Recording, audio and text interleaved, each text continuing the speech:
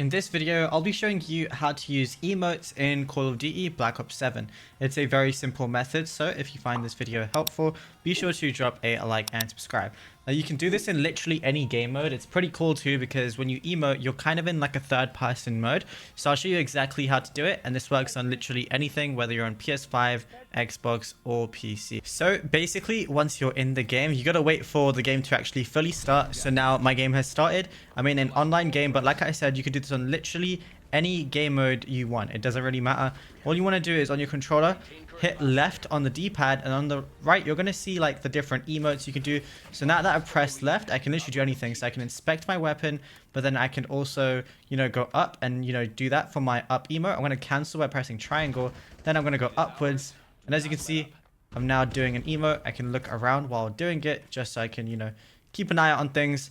And, there's a different emotes you can do, which is pretty cool. So let me just do this one right now. And yeah, you can really just do as many as you want. There's also different ones that you can unlock. And it's that simple. You'll be good to go. Now, if you found this video helpful, be sure to drop a like and subscribe. And check out our other Black Ops 7 videos on the channel.